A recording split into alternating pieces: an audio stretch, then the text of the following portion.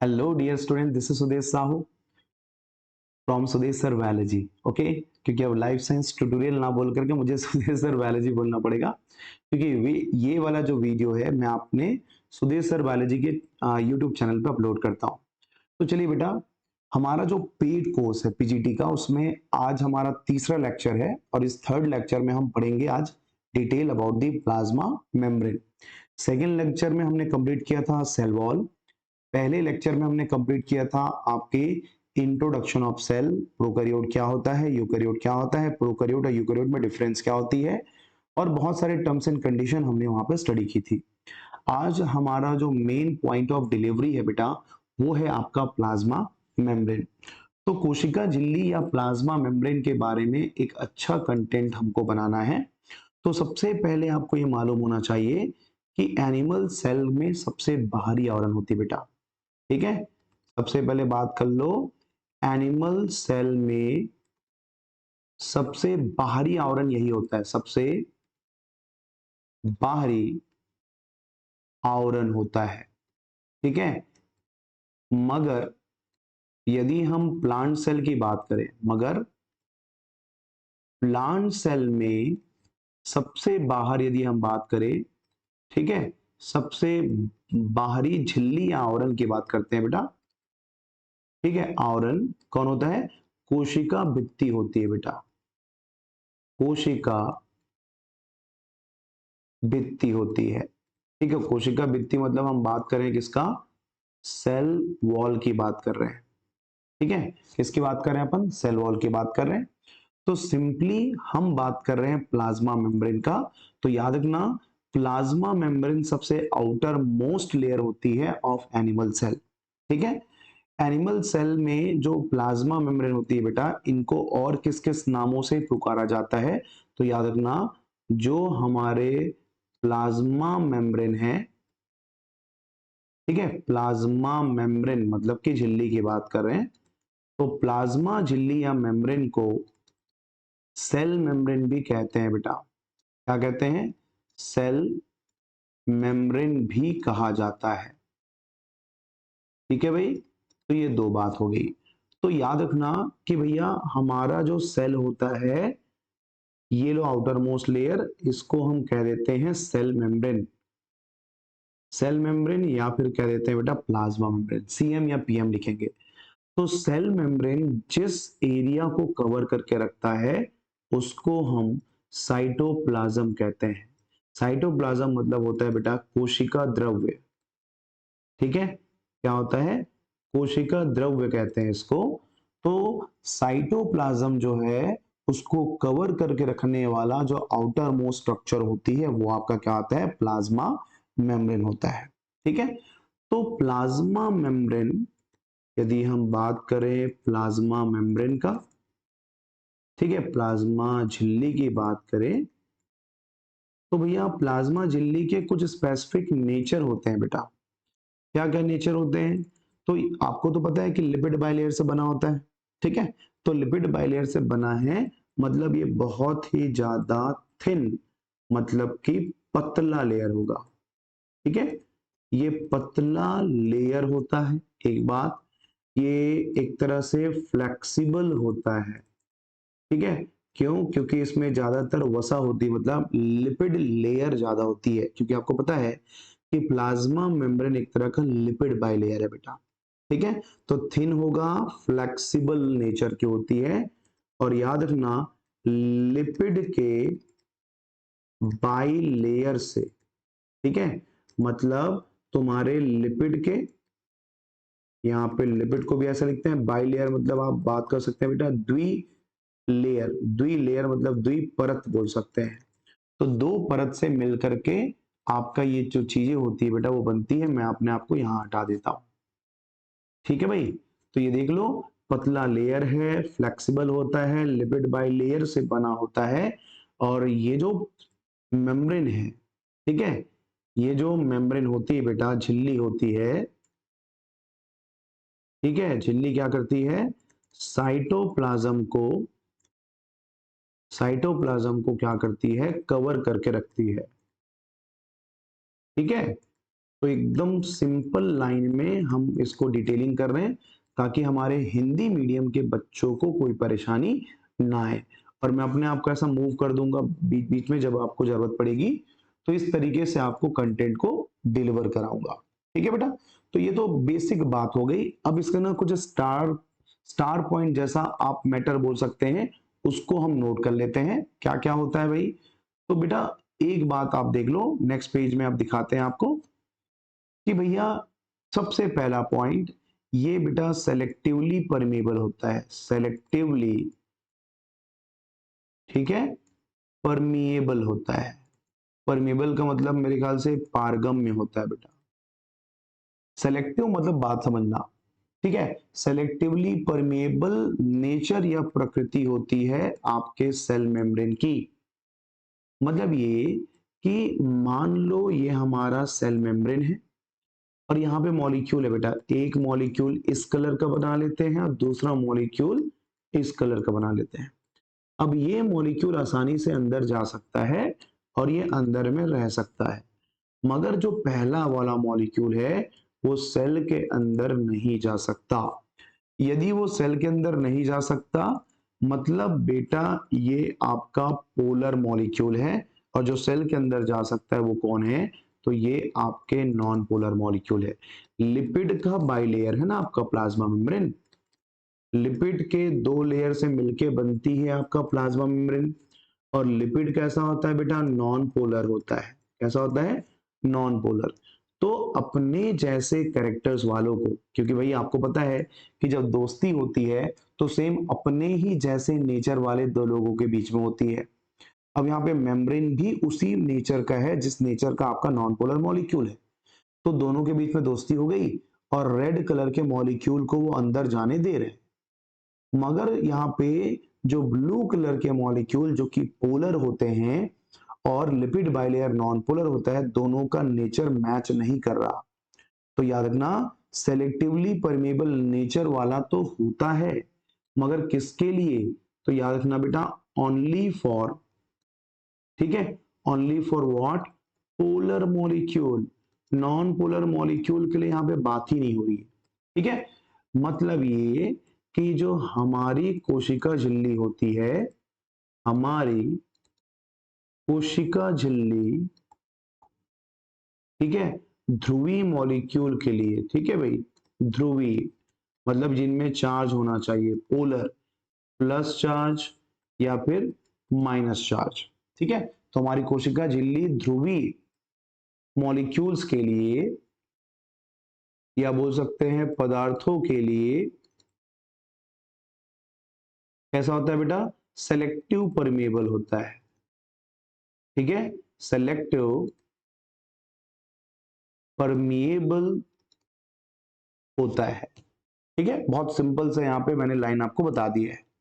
अब यहाँ पे देखो भाई कि हमारा जो लिपिड बाइलेयर होता है बेटा, वो किससे बनती है, हमारा जो प्लाज्मा मेम्ब्रेन होता है वो किससे मिलके बनता है। कुछ साइंटिस्ट लोग ये मानते हैं कि हमारा जो सेल मेम्ब्रेन है, ठीक है, सेल मेम्ब्रेन की बात करेंगे, मैं हिंदी इंग्लिश में गड़बड़ा जाता हूं, cell membrane, okay, cell membrane को हम हमारे रूम का दीवार मान सकते हैं।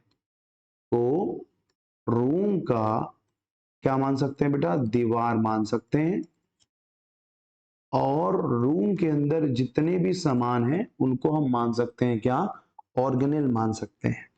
ठीक है, अब बात समझो, हमारा जो कोशिका झिल्ली है, ठीक है, ये कोशिका झिल्ली की बात हो रही है या फिर हम बात कर रहे हैं बेटा प्लाज्मा मेम्ब्रेन की। तो प्लाज्मा मेम्ब्रेन लिपिड के बाइलेयर से बनता है, लिपिड के बाइलेयर से बनता है। और लिपिड बाइलेयर में तीन चीजें होती है, मतलब हमारा प्लाज्मा मेम्ब्रेन तीन अलग अलग घटकों से, ठीक है, तीन घटकों से मिलकर बनता है बेटा। ठीक है, तीन घटकों से मिलकर बनता है। वो घटक क्या है बेटा, तो सबसे पहला जो आपका कंपोनेंट है, जो सबसे पहला मेन कंपोजिशन की बात करेंगे, यहाँ पे आप चाहो तो हेडिंग नोट कर सकते हो, केमिकल कंपोजिशन। ठीक है, केमिकल कंपोजिशन ऑफ क्या बेटा, सेल मेम्ब्रेन।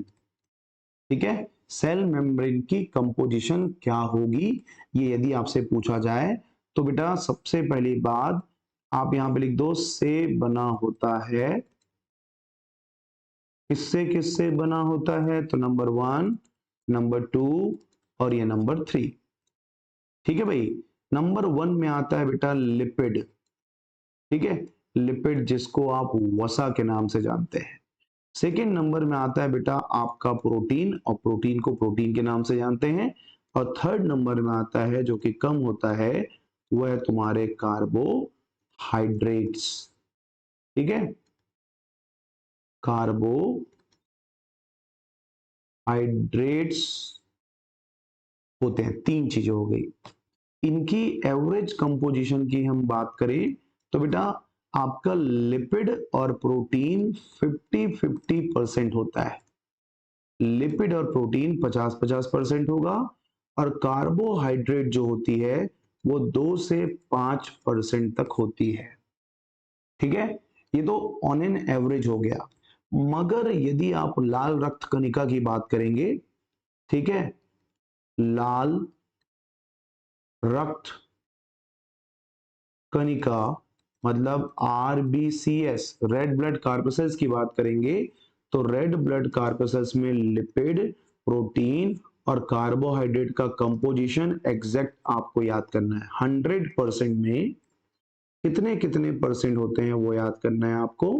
तो बेटा 100% में जो आपका लिपिड होता है वो सबसे ज्यादा 49%, 49, 43 और 8%, टोटल आप काउंटिंग करके देख लो, आपको मिल जाएगा बेटा 100% मिल जाएगा। ठीक है, और इस डेटा को आपको याद भी करना है क्योंकि एग्जाम में आता है ये वाले नीचे वाले डेटा को, कि लिपिड का सबसे ज्यादा कंसंट्रेशन यहाँ पे आपको मिल रहा है 49%। ठीक है, प्रोटीन जो है वो 43 है, और कार्बोहाइड्रेट सबसे कम होता है, कितना, 8% के आसपास होता है। ठीक है, तो ये हो गई बेटा आपके प्लाज्मा मेम्ब्रेन का एक तरह से बेसिक इंट्रोडक्शन, जिसमें प्लाज्मा मेम्ब्रेन क्या है इसके बारे में हमने स्टडी किया। उसके बाद में हमने देखा बेटा केमिकल कंपोजिशन क्या क्या है।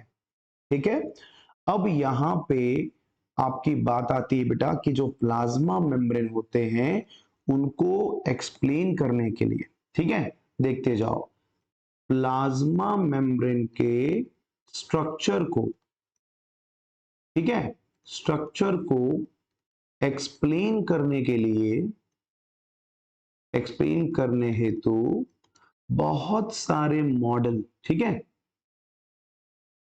बहुत से मॉडल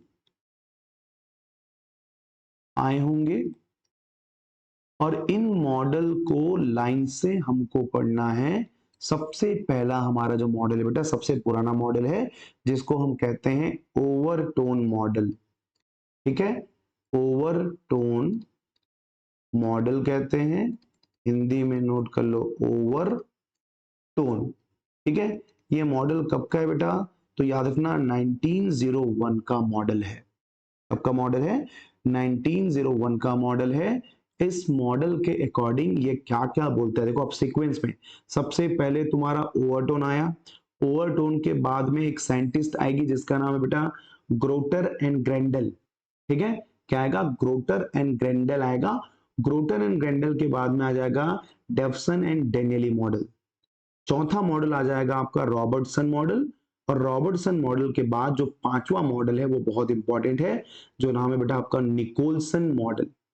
ठीक है, क्या नाम है उसका, निकोलसन नाम है बेटा। तो टोटल आपको 5 मॉडल आज के वीडियो में पढ़ना है, और पांचवें मॉडल निकोलसन मॉडल की हम बात करेंगे तो सबसे इंपॉर्टेंट मॉडल की कैटेगरी में आता है। ठीक है, तो चलिए एक एक करके पूरे मॉडल को लाइन बाय लाइन एक्सप्लेन करते हैं। तो सबसे पहला मॉडल है आपका ओवरटोन मॉडल, जो कि 1901 में आया था। सबसे पहली बात जो इस मॉडल की है बेटा, ये बंदा कहता है कि भाई जो प्लाज्मा मेम्ब्रेन होती है वो सिर्फ एक लेयर से बना होता है। ठीक है, क्या बोल रहा है देखते जाओ। ये कहता है सिंगल लेयर्ड प्लाज्मा मेम्ब्रेन, मतलब ये द्विलेयर त्रिलेयर कुछ भी नहीं है, सिर्फ एक लेयर से, ठीक है, एक लेयर से बना हुआ है, ऐसा इसका कहना है। ठीक है, एक लेयर से बना हुआ मेम्ब्रेन होती है।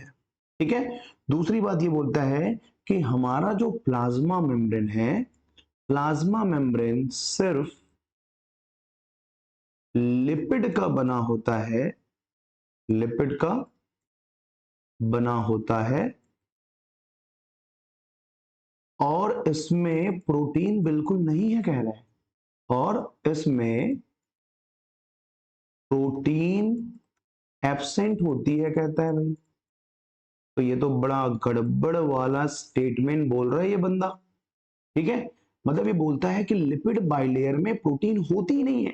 ये पूर्वक पगला गया है। बट भाई ये उस समय की बात है बेटा, 1901 की बात है, जिस जिस समय कुछ भी नहीं था। तो इन्होंने जितना स्टडी किया है वो बहुत स्ट्रॉन्ग कंटेंट है। बट आज के टाइम में भाई ठीक है, हम हंस देंगे, कॉमेडी कर देंगे, बट ऐसा नहीं है। ओके, इन्होंने बहुत अच्छा इन्वेस्टिगेट किया। इन्होंने बस दो बातें बताई, एक कि भैया ये सिंगल लेयर से बना हुआ है, दूसरा कि इसमें प्रोटीन नहीं होता, सिर्फ और सिर्फ लिपिड होता है। तो यहां पे दिक्कत क्या आई कि ओवरटोन मॉडल जो है ये नहीं बता पाया कि भाई अब ये बताओ कि भैया पोलर मॉलिक्यूल जो होती है, ठीक है, पोलर मॉलिक्यूल के ट्रांसपोर्ट की बात करते हैं। ठीक है, पोलर मॉलिक्यूल के ट्रांसपोर्ट के बारे में क्या रहा बेटा, असफल रहा। मतलब इन्होंने नहीं बता पाया कि पोलर मॉलिक्यूल का ट्रांसपोर्ट कौन करता है। हमको तो पता है कि पोलर मॉलिक्यूल का ट्रांसपोर्ट उनका इंटेग्रल प्रोटीन करता है, और ये तो बोल रहा है कि प्रोटीन होता ही नहीं है। तो इन्होंने बड़ा गंभीर स्टेटमेंट कह दिया, और कहने के बाद ये खुद बेचारा उसको प्रूफ नहीं कर पाए कि ये सही है या गलत। बात समझ में आ रही है। तो इस तरीके से ये बंदे ने तो एक्सप्लेन ही नहीं किया कि भैया पोलर मॉलिक्यूल कैसे जाएगा, और अभी ये कैसा लेयर था, सिंगल लेयर था। ठीक है, यदि हम दूसरे मॉडल की बात करें, नंबर 2 मॉडल का बेटा, तो साइंटिस्ट का नाम है ग्रोटर। ठीक है, ग्रोटर एंड ग्रैंडल। ठीक है बेटा, ग्रैंडल, ग्रोटर एंड ग्रैंडल क्या कहेंगे इसको, मॉडल कहेंगे। हिंदी में लिख दूं, ये हो गया ग्रोटर एंड ग्रैंडल हो जाएगा। ठीक है, ग्रैंडल, ग्रोटर एंड ग्रैंडल मॉडल की बात करेंगे तो ये पहला बंदा है जिन्होंने सबसे पहले ये बताया, ठीक है, सबसे पहले इन्होंने ये बताया बेटा कि हमारा जो प्लाज्मा मेम्ब्रेन होती है वो लिपिड बाइलेयर से मिलके बनती है। किससे मिलके बनती है, लिपिड बाइलेयर से ये बनता है। ठीक है, तो सबसे पहला स्टेटमेंट याद रखना, सबसे पहले इन्होंने ही बताया है। ठीक है, सबसे पहले बताया कि हमारा जो प्लाज्मा मेम्ब्रेन होता है, प्लाज्मा मेम्ब्रेन लिपिड बाइलेयर से बनता है, लिपिड बाइलेयर से। ठीक है बेटा, ये बनता है। ठीक है, अब लिपिड बाइलेयर से बनता है, ये भी समझ में आ गया। अब यहां अकॉर्डिंग टू दिस मॉडल, यहां पे क्या होगा बेटा, जो हमारा लिपिड बाइलेयर होती है, अब यहाँ पे पहला जो बेस है वो तो ये समझ में आ गया कि हाँ भैया हमारा जो मेम्ब्रेन होती है वो लिपिड बाइलेयर होती है। तो इन्होंने प्रूफ कैसे किया, ठीक है, how to proof, how to proof बोल देते हैं। तो प्रूफ क्या है भाई, इन्होंने ना बेटा 100 आरबीसीएस लिए, ठीक है, 100 आरबीसीएस सेल लिए, और इन्होंने इनका मेजरमेंट किया। देखो 100 आरबीसीएस है इनके सरफेस एरिया का, ठीक है। इन्होंने मापा, इसको मापा बेटा सरफेस एरिया को, ठीक है। सरफेस एरिया को मापा, मान लेते हैं 100x 100x इसका मेजरमेंट हुआ। भाई 100 आरबीसीएस है, 100 आरबीसीएस को हमने माप दिया है, मापने के बाद हमको पता चला कि उसका जो डायमीटर है, ठीक है, टोटल जो डायमीटर होती है वो डायमीटर मान लेते हैं कि 100x है। अब बेटा हम क्या करेंगे, सेल को तोड़ देंगे, रैप्चर कर देंगे। तो जब सेल को, ठीक है, जब सेल्स को तोड़ा जाता है, तोड़ा जाता है मतलब इसको हम क्या कर देंगे, ब्रोकन कर देंगे बेटा, ठीक है। तो डैमेज होने के बाद फिर से इसका सरफेस एरिया, ठीक है, सरफेस एरिया मापा जाता है, ठीक है। तो जब हम इनका सरफेस एरिया मापते हैं बेटा तो ये हो जाता है 200x। अब बात समझो, जैसे मान लो कि भैया ये हमारा बाइलेयर था, मतलब एक सेल था, 100 आरबीसीएस है, ये एक सेल है। अब इस सेल को हमने यहां से तोड़ दिया है, तो तोड़ने के बाद ये लीनियर फॉर्म में आ जाएगा कुछ इस तरह से, ऐसे। अच्छा, इनके अंदर भी तो एक लेयर है, क्योंकि लिपिड बाइलेयर बोले थे आपने, तो बेटा क्या 2 लेयर नहीं आ जाएगा ऐसे, यहां पे इसके साथ साथ 2 लेयर आ जाएगा, 1 ये 2 लेयर, इसका 100x है तो इसका भी 100x हो जाएगा, टोटल आपको 200x मिल गया। तो बेटा 200x सरफेस एरिया पता लगने से ये तो समझ में आ गया कि लिपिड का लेयर है, और एक लेयर नहीं है, एक लेयर के नीचे में एक और लेयर प्रेजेंट होती है, तो लिपिड बाइलेयर कहते हैं। तो पहला कॉन्सेप्ट जिसने बताया कि भैया तुम्हारा जो प्लाज्मा मेम्ब्रेन होती है वो लिपिड बाइलेयर की होती है, ठीक है। तो यहां से आपको कंक्लूजन मिल गया, इस साइंटिस्ट का नाम है बेटा ग्रोटर एंड ग्रेंडले, ठीक है। अब इसके बाद जो मॉडल है वो बहुत इजी हो जाएगा। तीसरे मॉडल का नाम है बेटा डेवसन, ठीक है। इसका नाम क्या है, डेवसन एंड डेनियली मॉडल, ठीक है। डेवसन एंड डेनियली क्या बोलते हैं इसको, मॉडल कहते हैं।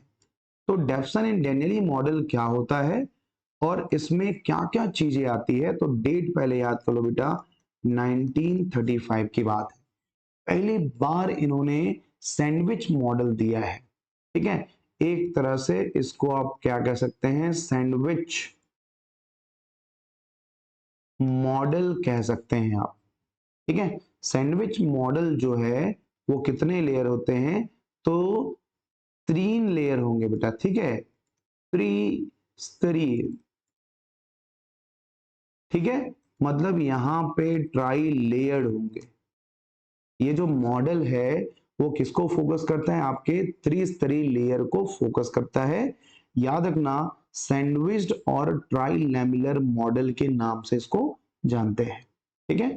ये मॉडल का क्या कहना है भाई, तो डेवसन और डेनियली का मानना है कि हमारा जो प्लाज्मा मेम्ब्रेन है वो 3 लेयर से मिलके बनता है, ठीक है। इस 3 लेयर में से मिडिल में बेटा हमारा बायोमोलिक्यूल लेयर लिपिड जो है वो बनी होगी, और उसके आसपास में बाहर में सैंडविच फॉर्म में क्या होगा आपका, 2 सिंगल लेयर ऑफ प्रोटीन होती है, ठीक है। मतलब प्रोटीन के 20-20 एंगस्ट्रॉम के लेयर देखते जाओ। पहले हम बना लेते हैं लिपिड बाइलेयर, ये देख लो, अरे अरे कुछ ऐसा बनाते हैं, ठीक है। ये है बेटा हमारा लिपिड बाइलेयर, ये हमारा क्या कहलाएगा, लिपिड बाइलेयर कहलाएगा, ठीक है।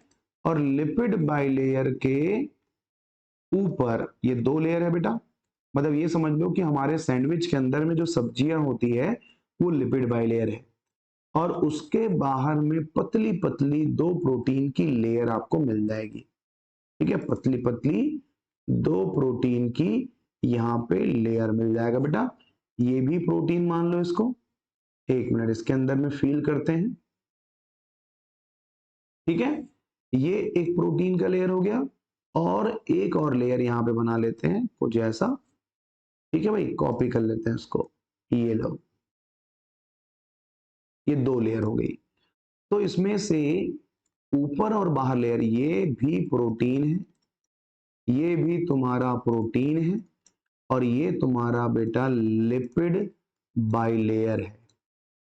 ठीक है, ये तुम्हारा लिपिड बाइलेयर है।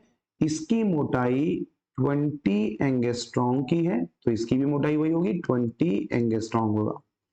और बीच वाले की मोटाई बेटा 35 एंगस्ट्रॉम होती है। आप यदि टोटल बोलेंगे तो 75 से 100 एंगस्ट्रॉम होता है। ठीक है, 75 से 100 एंगस्ट्रॉम का आपका लिपिड बाइलेयर होता है। हो गया बात। तो ये हो गया तुम्हारा सैंडविच मॉडल डेनियल डेप्सन की। तो याद रखना, ऊपर और नीचे आपका लिपिड बाइलेयर होगा। ठीक है, इसमें क्या बोलता है कि हमारा जो लिपिड बाइलेयर है, लिपिड बाइलेयर फास्फोलिपिड से बना होता है बेटा। ठीक है, फास्फोलिपिड, फास्फोलिपिड से बना होता है। ठीक है, फास्फोलिपिड से बना होगा आपका लिपिड बाइलेयर। ठीक है, हमारे लिपिड बाइलेयर में अब दो चीजें आ गई ना बेटा। मतलब लिपिड बाइलेयर में लिपिड के साथ, हमारे लिपिड बाइलेयर में लिपिड के साथ प्रोटीन भी होता है। ठीक है, यहां पे प्रोटीन भी होता है बेटा। ठीक है, और हमने तो कह दिया दो प्रोटीन लेयर ऊपर और नीचे होंगे, उसकी लंबाई चौड़ाई मतलब उसका जो थिकनेस है वो मैंने बता दिया बेटा। 20-20 एंगस्ट्रॉम का आपका प्रोटीन होगा और 35 एंगस्ट्रॉम का आपका फास्फोलिपिड होगा। ठीक है, अब यहां पे देखो, जो हमारा लिपिड बाइलेयर है, मान लो ये एक लेयर है। ठीक है, इसको हम एक लेयर मान लेते हैं। थोड़ा सा खिसका देते हैं इसको, एक मिनट। मान लो ये हमारा एक लेयर है, ये हमारा दूसरा लेयर है बेटा। तो इसमें क्या होगा, जो पोलर हेड है वो बाहर की तरफ होगा। ये देखो, पोलर हेड बाहर की तरफ रहेगा दोनों में। ठीक है, इनके बीच में जो पोलर हेड दिख रहे हैं वो बाहर है और इसका जो नॉन पोलर टेल होता है बेटा वो अंदर की तरफ होगा, कुछ इस तरह से। देख लो, ये जो दो चैन हम बना रहे हैं ना, ये तुम्हारा फैटी एसिड की चैन होती है। ये दो जो इसके पैर बना रहे हो ना, ये फैटी एसिड का चैन है बेटा। ठीक है, कोई डिजाइन नहीं है ये, कुछ इस तरह से। मतलब ये इसका मेम्ब्रेन बाहर, मतलब पोलर बाहर की तरफ है। देखो, इतने को हम कहते हैं नॉन पोलर, और पूंछ है तो हम क्या बोलेंगे, इसको टेल बोलेंगे। और ये वाला पोर्शन जो है बेटा वो क्या है, पोलर हेड है। तो पोलर हेड कहां रहेगा, बाहर की तरफ प्रोजेक्टेड होगी। ये बाहर की तरफ प्रोजेक्टेड होगा और नॉन पोलर टेल जो है बेटा दोनों तरफ से, ठीक है, दोनों तरफ से अंदर की तरफ होता है, अंदर होता है। ठीक है, तो ये दोनों के बीच में एक सिंपल कॉन्सेप्ट मैंने बता दिया है। और इनके बीच में बेटा हाइड्रोफोबिक इंटरेक्शन, क्योंकि भाई बाहर में साइटोप्लाज्म, मान लो यहाँ पे साइटोप्लाज्म है, तो साइटोप्लाज्म मतलब ये क्या है, पोलर कंपोनेंट है और पोलर कंपोनेंट के साथ रहना नहीं है। तो ये बंदा क्या करेगा, अपने एक दूसरे को आसपास में आने नहीं देगा। ठीक है, तो यहां पे जो फोर्स चलती है वो आपका हाइड्रोफोबिक फोर्स है बेटा। इनको हम क्या बोलेंगे, हाइड्रोफोबिक फोर्स बोलेंगे, जिसके थ्रू आपका लिपिड बाइलेयर स्टेबल फॉर्म में प्रेजेंट होती है। ठीक है, तो डेफसन एंड डेनियली मॉडल 1935 मैंने बताया। ठीक है, इसमें बेटा लिपिड बाइलेयर के साथ साथ प्रोटीन का भी लेयर होता है जो कि उसको सैंडविच करके रखा है, मतलब बीच में लिपिड है और आजू बाजू में प्रोटीन है। ठीक है, 20 एंगस्ट्रॉम 20 एंगस्ट्रॉम 35 एंगस्ट्रॉम टोटल कर देंगे तो 75 एंगस्ट्रॉम का लिपिड बाइलेयर होता है। ठीक है, तो ये जो मॉडल है बेटा वो हो गया आपका डेनेलियन-डेप्सन मॉडल। अब आता है हमारा फोर्थ नंबर का मॉडल। अच्छा, यहाँ पे डायग्राम आपको दिख नहीं रहा है तो मैं इधर ले आता हूँ, ये डायग्राम देख लो बेटा। Polar head non polar tail की बात हो रही है। ये देखो, ये तुम्हारा हेड है और ये दो पूंछ जो है ना, फैटी एसिड के चैन होते हैं। ये क्या होते हैं? फैटी एसिड के चैन होते हैं। ठीक है भाई, तो ये जो है पूरा ओवरऑल आपको दिखाई दे रहा है। इस स्लाइड को आप देख लो, वैसे पीडीएफ आपको मिल जाएगा हमारे पेड कोर्सेज के अंदर में। डेली वीडियो अपलोड होगी और वीडियो के साथ में आपको पीडीएफ में मिलेगा जो क्लास में चल रहा है। ये सेम पीडीएफ, ये जो क्लास नोट्स है वो आपको पीडीएफ फॉर्म में मिल जाएगा। ठीक है, और देर ना कीजिए, अभी भी 50 स्टूडेंट के लिए हमारा जो कोर्स है बेटा वो 4,999 नहीं है, वो 3,999 का है। और हमारे पुराने स्टूडेंट जो मेरे सीजी सेट का कोर्स परचेस करके रखे हुए हैं उनके लिए प्राइस आधा हो जाएगा। 5,000 का कोर्स मात्र उनको 2,500 रुपए में मिलेगी। ठीक है, तो जितना जल्दी मैं, अच्छा ये भी कंडीशन सिर्फ 50 स्टूडेंट के लिए है, उसके बाद किसी भी स्टूडेंट को वो उस प्राइस में नहीं मिलेगा। आपको कंप्लीट प्राइस देना पड़ेगा 5,000 रुपीज। ओके, चलिए, तो तीसरे मॉडल के बाद में हम फोर्थ नंबर का मॉडल पढ़ते हैं। ठीक है, फोर्थ नंबर का मॉडल क्या है भाई? तो इस मॉडल का नाम है बेटा रॉबर्टसन मॉडल। इसको मैंने आपको CSIR नेट में भी पढ़ाया है। ठीक है, रॉबर्टसन मॉडल, रॉबर्टसन, क्या बोलेंगे इसको? मॉडल बोलेंगे। 1959 डेट है बेटा, 1959। ये भी कहता है सेम, मतलब इसके मॉडल में और आपको जो मैंने पहले अभी बताया उसके मॉडल में कोई डिफरेंस नहीं है। क्या डिफरेंस क्या है? तो यहां पे एक बात समझना, ये क्या बोलता है कि भैया there is a no gap between protein and lipid layer. ठीक है भाई, सबसे पहली बात इस रॉबर्टसन मॉडल की बात पहले समझ लो। यहां भी ये बोलता है कि हमारा लिपिड का बाई लेयर ही होगा। ठीक है, लिपिड का बाई लेयर ही होगा, बाई लेयर बोल देते हैं। ठीक है, ये लिपिड का जो बाइलेयर है बेटा, इसमें प्रोटीन और आपका लिपिड दोनों के लेयर प्रेजेंट होंगे, मगर इनके बीच में, अच्छा, लिपिड के साथ प्रोटीन भी होगा, प्रोटीन भी उपस्थित होगा या प्रेजेंट होगा, होगा जस्ट लाइक सैंडविच ना, जस्ट लाइक सैंडविच। ठीक है बेटा, सैंडविच की तरह ही है बोल रहे हैं, मतलब ये तुम्हारा प्रोटीन लेयर हो गए पतले पतले। ठीक है, इसको कलर फिल कर देते हैं। ये देखो भाई, ठीक है, इसको अपन कलर फिल करते हैं। कलर फिल क्यों नहीं हो रहा है? ओके, ये हो गया। अब इसको बेटा कॉपी कर लेते हैं, इनके बीच में बिल्कुल भी गैप नहीं बनाना है। ठीक है, ये कुछ इस तरह से इतना लेयर बना देते हैं। अब इनके बीच में जो हमारा लिपिड बाइलेयर होती है उसको हम कुछ इस कलर में बना लेते हैं। देखो, लिपिड बाइलेयर में कोई भी गैप नहीं होता बोल रहा है, नो गैप। ये देखो, प्रोटीन और लिपिड के बीच में कोई भी गैप नहीं होना चाहिए। ठीक है, no gap present between the lipid bilayer, इसमें कोई भी गैप नहीं है, नो गैप। ठीक है, तो इसका की पॉइंट है बेटा कि आपके लिपिड बाइलेयर में कोई भी गैप, कोई भी छोटा सा गैप नहीं होगा। ठीक है, कोई भी छोटा सा पर्टिकुलर गैप जो है वो नहीं होगा। तो इसको हम क्या बोलेंगे? Robertson model. और इस बंदे ने भी ये बता दिया है कि हमारा जो मोटाई है, ठीक है, मोटाई की बात करें या फिर हम बात करें बेटा थिकनेस का, थिकनेस ऑफ प्लाज्मा मेम्ब्रेन की बात करेंगे तो इस बंदे ने भी बोल दिया है 75 एंगस्ट्रॉम का हमारा लिपिड बाइलेयर होता है, ठीक है, अलोंग विद प्रोटीन, प्रोटीन के साथ मिलकर के ये ऐसा स्ट्रक्चर बनाते हैं, ठीक है। चलिए बेटा, अब हमारा जो टॉप मोस्ट मॉडल है, टॉप मोस्ट मॉडल जो है वो 5th नंबर में आता है सीक्वेंस में, आप पूरे को याद कर लेना। क्या मॉडल है बेटा? सेंगर निकोलसन मॉडल, ठीक है, सेंगर निकोलसन क्या कहेंगे इसको? मॉडल कहेंगे।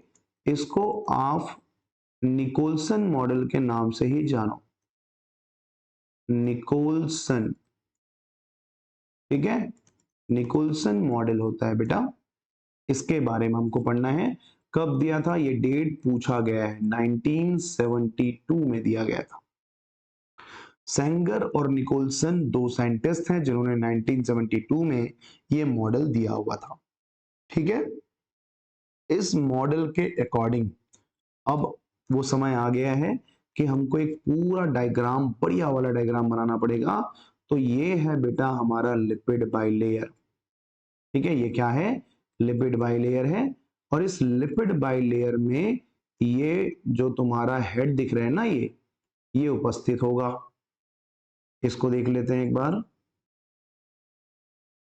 एक लंबा सा हम लोग यहाँ पे मेम्ब्रेन बना लेते हैं, ठीक है, और इसको वहां पे अलाइन कर देंगे। इसको कॉपी करते हैं, चलो। अरे रे रे, एक बाहर आ गया बेचारा। कैसे कॉपी करते हैं बेटा? ये हो गया एक बड़ा सा मेम्ब्रेन, ठीक है। इसको और अलाइन करते हैं, देखते हैं और कितना लंबा हो सकता है। ये ऐसा अलाइन करके कॉपी कर लेते हैं, यहाँ पे नीचे रख लेते हैं, ठीक है। और ये वाले को यहां तक पहुंचा लाते हैं। ओके बेटा, अब यहाँ पे देखो यार, चलो। अरे वापस आ गया क्या? अच्छा चलो कोई बात नहीं, इसको पकड़ के ले जाते हैं। ये आपका यहाँ आ गया लेयर जो है, और ये वाला लेयर को वहां नीचे डाल देते हैं।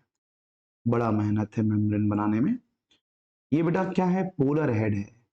ये सब क्या कहलाएगा? पोलर हेड कहलाएगा। ये लिपिड बाइलेयर है, ये आपका पोलर हेड कहलाएगा।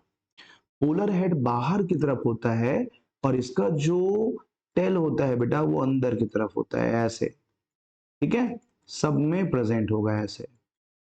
एक एक छोड़ के मैं बना देता हूं, आप लोग पूरे में ऐसा हेड मतलब टेल बना देंगे, ठीक है। ये टेल होता है बेटा, मैंने इसका स्ट्रक्चर आपको दिखाया था। ये सर्कल वाला पोलर हेड होता है और नीचे जो दिख रहा है वो टेल होता है, ठीक है। ये कहलाता है बेटा टेल और ये कहलाता है हेड। हेड होता है polar because of phospholipid, phospholipid है, फॉस्फेट ग्रुप होगा, और उसका जो नेचर होता है वो क्या होता है? Negatively charge. तो इसीलिए हम उसको क्या बोल देंगे? पोलर हेड कह देते हैं, ठीक है। कुछ इस तरह से इसमें भी एक एक गैप छोड़ के आप ऐसा बना लो, ठीक है बेटा। सेंगर निकोलसन ने बोला कि हमारे लिपिड बाइलेयर में जो प्रोटीन्स होते हैं वो धसे हुए होते हैं या फिर चिपके हुए होते हैं। तो एक प्रोटीन मैं यहाँ पे बना रहा हूं, इसको देख लो पहले।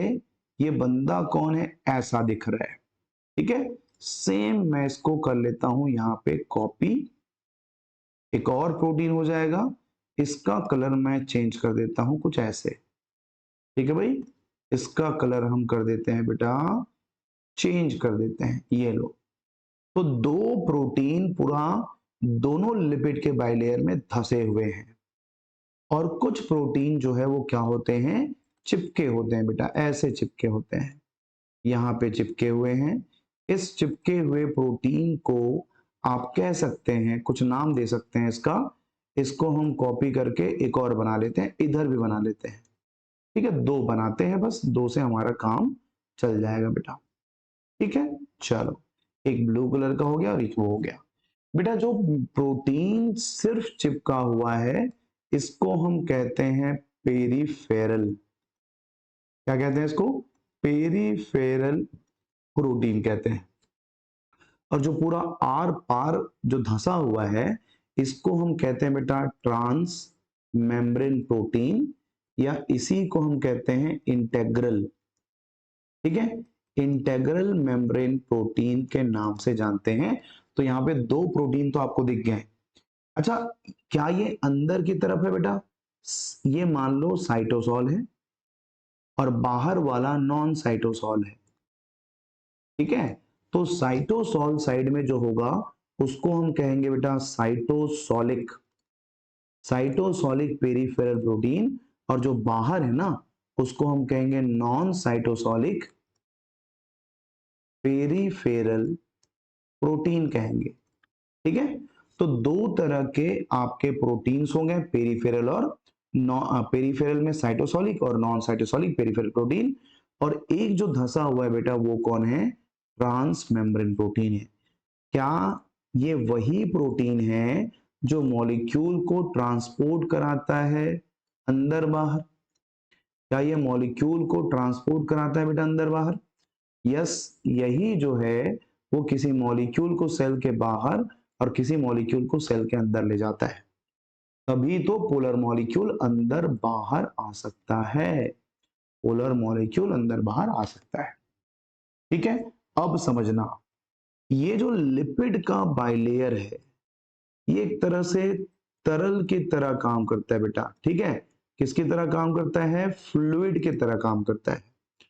और इस तरल में, अच्छा सुनो ध्यान से, अकॉर्डिंग टू दिस मॉडल, मतलब निकोल्सन मॉडल के अकॉर्डिंग, निकोल्सन मॉडल के अनुसार,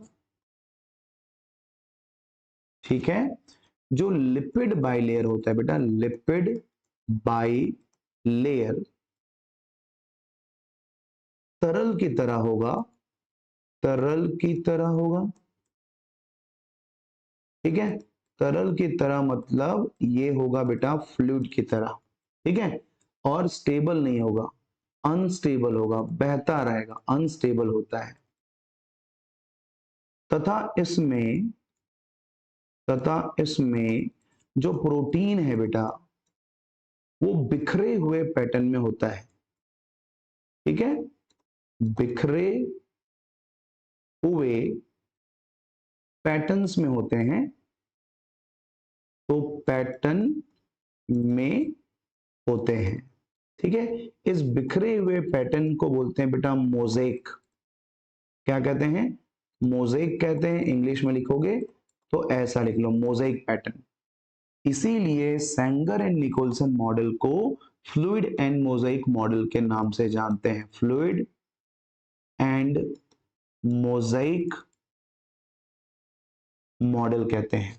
याद रखना, ये मोस्ट एक्सेप्टेड मॉडल है बेटा, मोस्ट एक्सेप्टेड मॉडल है। ये मोस्ट एक्सेप्टेड मॉडल जो फ्लूइड मोज़ेक मॉडल होती है वो दुनिया में आज भी इसी मॉडल के थ्रू हमारे प्लाज्मा मेम्ब्रेन के बारे में हम एक्सप्लेन करते हैं। ठीक है, तो सेंगर निकोल्सन मॉडल के अनुसार इसमें बेटा एक तो लिपिड प्रेजेंट है, दूसरा तुम्हारा प्रोटीन प्रेजेंट है, और तीसरा तुम्हारा कार्बोहाइड्रेट प्रेजेंट होती है।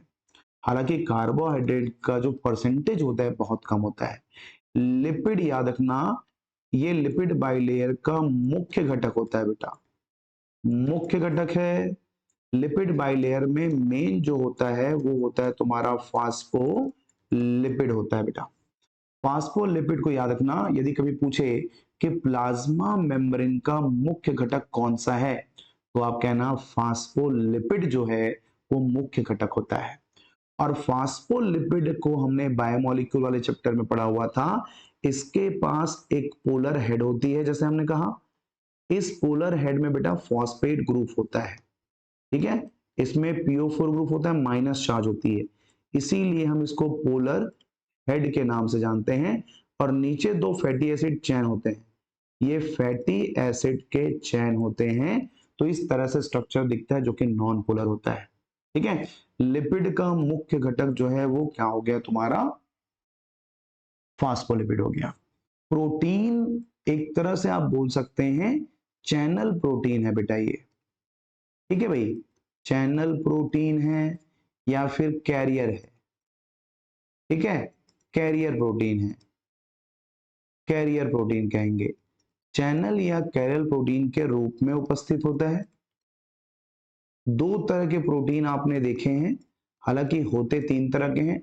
एक है बेटा ट्रांस मेम्ब्रेन प्रोटीन, जिसको तुमने कहा था इंटेग्रल। दूसरा होता है बेटा पेरीफेरल, ठीक है, पेरीफेरल प्रोटीन कहते हैं। और तीसरा जो कैटेगरी होती है वो आपका होता है बेटा लिपिड एंकर्ड प्रोटीन, ठीक है, लिपिड एंकर्ड मतलब लिपिड से चिपका हुआ प्रोटीन होता है। हालांकि हमको पीजीटी लेवल पे ये दो पढ़ने हैं, ट्रांस मेम्ब्रेन प्रोटीन और पेरीफेरल प्रोटीन, ठीक है। कार्बोहाइड्रेट जो है वो बाहर होता है बेटा, सेल मेम्ब्रेन के बाहर होगा, बाहर को कहते हैं बेटा नॉन साइटोसॉल, ठीक है, नॉन साइटोसॉल में सिग्नल के रूप में होता है, ठीक है, सिग्नल रिकॉग्नाइजेशन करने का काम करता है, सिग्नल रिकॉग्नाइजेशन, एक मिनट, रिकॉग्नाइजेशन करने का काम करता है आपका जो कार्बोहाइड्रेट होता है वो, ठीक है। तो इतनी सारी चीजें आपको यहां पे ऐड करना पड़ेगा। लिपिड बाइलेयर का स्ट्रक्चर ये समझ में आ गया, पोलर हेड बाहर की तरफ होगा और टेल अंदर की तरफ होगा, ये मैंने पहले ही आपको बता दिया है, ठीक है। फ्लूइडिटी की बात करेंगे बेटा तो तुम्हारा जो फास्फोलिपिड होता है वो मेम्ब्रेन को फ्लूइडिटी देती है ज्यादातर। अच्छा, जितना फ्लूइडिटी आप बोलेंगे, जैसे लिपिड की फ्लूइडिटी, चलो अगले पेज में बताता हूं। अच्छा हाँ, लिपिड में एक तो हो गया तुम्हारा फास्फोलिपिड मेन होता है और थोड़ा बहुत लेस कंसंट्रेशन, ठीक है, लेस कंसंट्रेशन में आपको मिल जाएगा बेटा कोलेस्टेरॉल, क्या मिल जाएगा, कोलेस्ट्रॉल भी इसके साथ प्रेजेंट होता है, ठीक है। तो यदि मैं लिपिड की बात करूं तो लिपिड तो मेन कंपोनेंट है, मेन घटक कह सकते हैं इसको। किसी भी, जैसे कि हमने आरबीसीएस में देखा था 49% इन आरबीसीएस बेटा, आरबीसीएस में 49% होते हैं लिपिड बाइलेयर। और लिपिड लिपिड बाइलेयर की बात करेंगे, लिपिड बाइलेयर में मेन कौन है, तो बोलना मेन है तुम्हारा फास्फोलिपिड, ठीक है, बहुत ही कम मात्रा में, ठीक है भाई, कम मात्रा में कोलेस्टेरॉल भी होता है बेटा, कोलेस्टेरॉल प्रेजेंट होता है। अब इसकी एक कहानी है कि भैया कोलेस्ट्रॉल सिर्फ और सिर्फ यूकैरियोट्स में मिलेंगे आपको, प्रोकैरियोट्स में नहीं मिलते। तो याद रखना, यदि मैं बात करूं प्रोकैरियोट्स का, ठीक है, एक कोशिकीय जीव की बात करूं प्रोकैरियोट्स का, तो याद रखेंगे कोलेस्टेरॉल नहीं होते हैं, ठीक है, इसमें बिल्कुल भी नहीं होता है।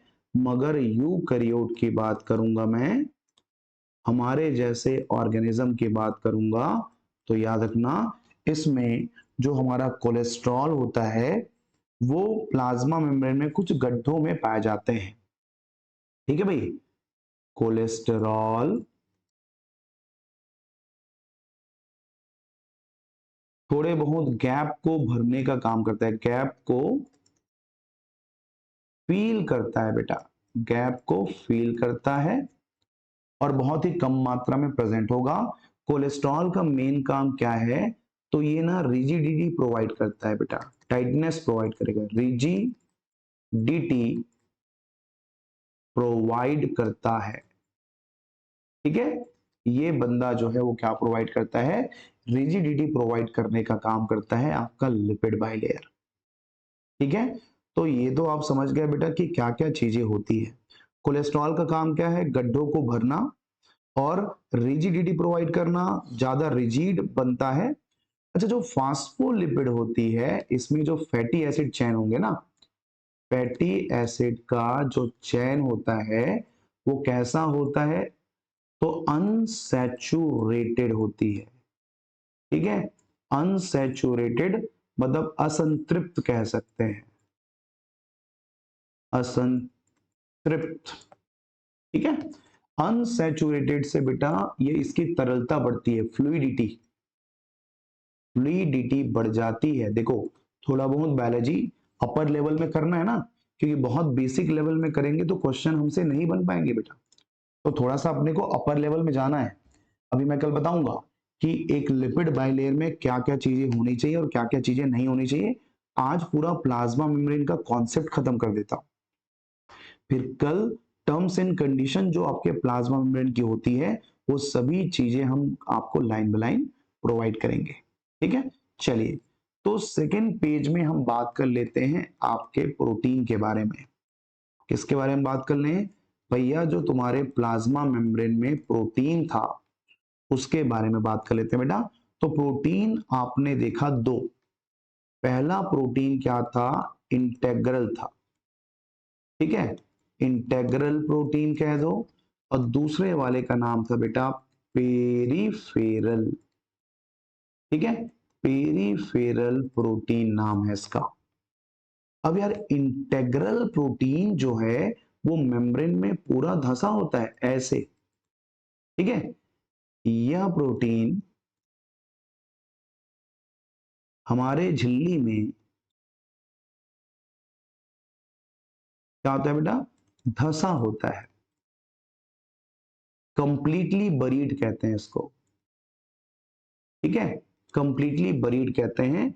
जबकि जो पेरीफेरल प्रोटीन होता है बेटा हमारे सतह में, सतह किसका, लिपिड बाइलेयर का, लिपिड बाइलेयर सतह से चिपका होता है। ठीक है, ये चिपका होता है, या तो ये दोनों देखो, जैसे ये मान लो ये हमारा अंदर वाला साइटोसॉल है, बाहर वाला नॉन साइटोसॉल है, तो या तो ये साइटोसॉल में प्रेजेंट होगा अंदर की तरफ, या तो ये नॉन साइटोसॉल में प्रेजेंट होगा, मतलब दोनों डायरेक्शन में प्रेजेंट होती है। ठीक है बेटा, अब सुनो ध्यान से, मान लो ये लिपिड बाइलेयर, इतने को हम लिपिड बाइलेयर बना लेते हैं, ये इतना मोटा है बेटा लिपिड बाइलेयर, और हमारा जो प्रोटीन है कुछ इस तरह से मेम्ब्रेन से धंसा हुआ है, ऐसा बना लेते हैं। अब सुनो ध्यान से, जो लिपिड बाइलेयर में यहाँ पे धंसा हुआ है ये नॉन पोलर होगा, प्रोटीन भी नॉन पोलर होगा, और जो बाहर एक्सपोज हो रहा है वो कैसा होगा, पोलर होगा। मतलब आपका जो इंटेग्रल मेम्ब्रेन प्रोटीन होती है वो पोलर और नॉन पोलर नेचर का होता है, याद रखना। बताओ यार, ये धंसा हुआ प्रोटीन है और ये चिपका हुआ प्रोटीन है, मुझे ये बताओ कि किसको हम आसानी से निकाल सकते हैं। यदि इन दोनों प्रोटीन को आप देखते हैं बेटा तो मुझे ऐसा लगता है इस लिपिड बाइलेयर से यदि इस प्रोटीन को निकालना है तो मुझे बहुत परेशानी होगी।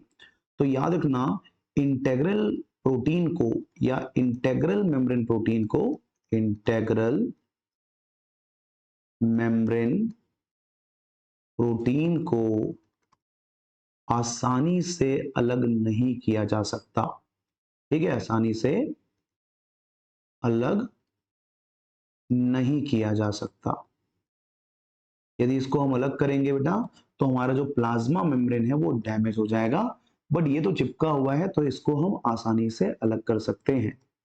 ठीक है, आसानी से, या डिटर्जेंट का यूज करके, डिटर्जेंट का यूज करके अलग किया जा सकता है। ठीक है भाई, इसको हम अलग कर सकते हैं, अलग किया जा सकता है। ठीक है भाई, तो ये दोनों के बीच में एक बेसिक सा आप समझ जाओ कि डिफरेंस हो गया। ठीक है, बहुत सिंपल सा डिफरेंस अभी बताया है। जब हम सीएस या नेट में पढ़ते हैं बेटा तो इंटेग्रल मेम्ब्रेन प्रोटीन और पेरिफेरल मेम्ब्रेन प्रोटीन के एग्जांपल पढ़ते हैं। ठीक है, ग्लाइकोपोरिन हो गया, और भी बहुत सारे मॉलिक्यूल होते हैं। ठीक है, अब ये दो प्रोटीन की बात हो गई। याद रखना कि हमारा जो ये पहला वाला बंदा है, कौन सा वाला बंदा, हाँ ये वाला, इसका काम क्या है, तो ये काम करता है बेटा act as a channel protein. ठीक है, ये चैनल प्रोटीन की तरह काम करेगा और कैरियर प्रोटीन की तरह काम करेगा। ठीक है, चैनल प्रोटीन या फिर कैरियर प्रोटीन, मतलब ये बंदा क्या कराएगा, ट्रांसपोर्टेशन कराता है। ये बंदा क्या कराता है बेटा, मॉलिक्यूल्स का क्या कराएगा, ट्रांसपोर्ट कराने का काम करता है तुम्हारा इंटेग्रल मेम्ब्रेन प्रोटीन। ठीक है, ये जो इंटेग्रल मेम्ब्रेन प्रोटीन है, यदि उसको चैनल और कैरियर के बेस में आप बांटो तो बेटा ये जो प्रोटीन है वो तीन तरह के होते हैं। कैसे तीन तरह के होते हैं, चलो सबसे पहले एक लिपिड बाइलेयर बना लो कुछ इस तरह से। ठीक है, लिपिड बाइलेयर में आप तीन प्रोटीन को हम यहाँ पे ऐड कर देते हैं, इसका कुछ इस तरह से डायग्राम बना करके। ठीक है भाई, ये प्रोटीन नंबर 1 हो गया, इसको हम कलर से फिल कर देते हैं ऐसे। ठीक है भाई, कलर करते जाते हैं, ये इसको हम कलर कर देते हैं पिंक कलर में, लड़कियों को बहुत पसंद होती है बोलते हैं। ठीक है भाई, और इसको कलर कर देते हैं हम ब्लैक कलर में। चलो ठीक है, तीन बढ़िया हो गया, ब्लैक कलर हो गया। ठीक है भाई, अब यहाँ पे तुम टर्म्स एंड कंडीशन सबसे पहले देख लो।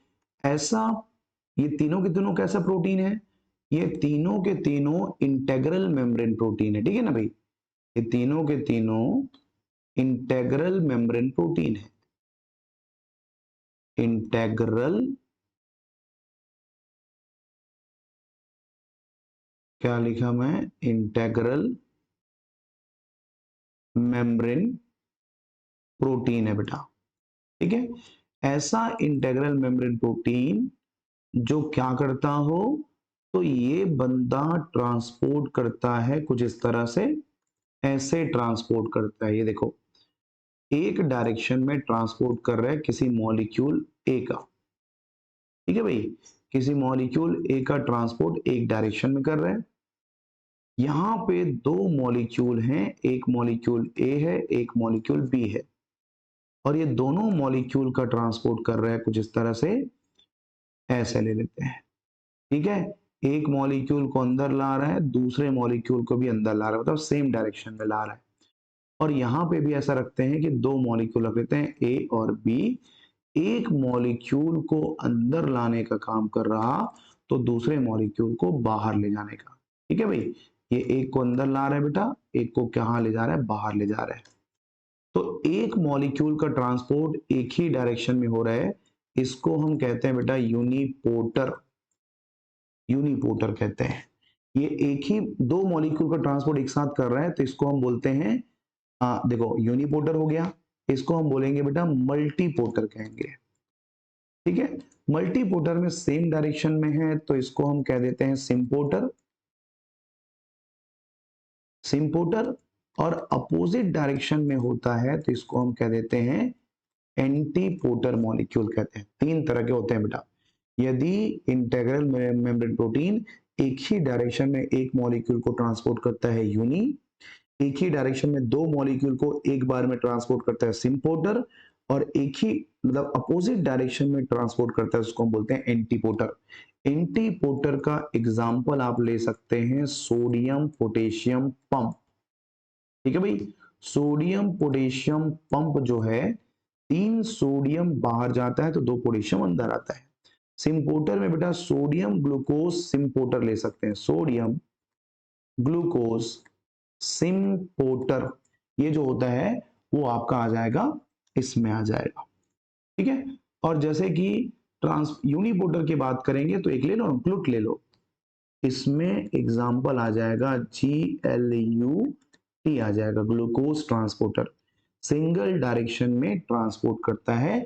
ये सभी के सभी इंटेग्रल मेम्ब्रेन प्रोटीन के एग्जांपल्स है।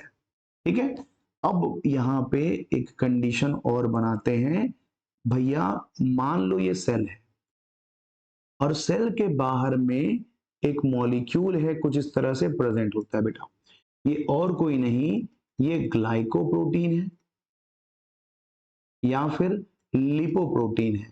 ठीक है, ग्लाइकोप्रोटीन है या फिर ग्लाइकोलिपिड है, ग्लाइको होना जरूरी है, ग्लाइकोलिपिड। ठीक है, ग्लाइको मतलब हम बात कर रहे हैं बेटा कार्बोहाइड्रेट्स की। इसकी बात कर रहे हैं कार्बोहाइड्रेट, मतलब हमारा जो शुगर है वो यहाँ पे प्रेजेंट है। ठीक है, कार्बोहाइड्रेट्स यहाँ पे प्रेजेंट होती है। ठीक है भाई, तो कार्बोहाइड्रेट यहाँ पे प्रेजेंट है, याद रखना ये बेटा सेल के बाहर होती है। ठीक है, कार्बोहाइड्रेट कहाँ है, सेल के बाहर नॉन साइटोसॉल फेज में होता है। ठीक है, नॉन साइटोसॉल फेज में होता है। याद रखना जो कार्बोहाइड्रेट यहाँ पे प्रेजेंट है वो कौन सा है बेटा, तो ये बंदा है हमारा ओलिगोसैकेराइड। ठीक है, ओलिगोसैकेराइड है कार्बोहाइड्रेट के फॉर्म में। ये क्या काम करता है बेटा, तो आपको पता होना चाहिए, सरफेस में प्रेजेंट है। एक बात, सरफेस में प्रेजेंट है ये समझ लेना, ग्लाइकोप्रोटीन या फिर ग्लाइकोलिपिड का बना होता है। इसका काम क्या है बेटा, एक सेल से दूसरे सेल के बीच में क्या करना, सिग्नल पहुंचाना।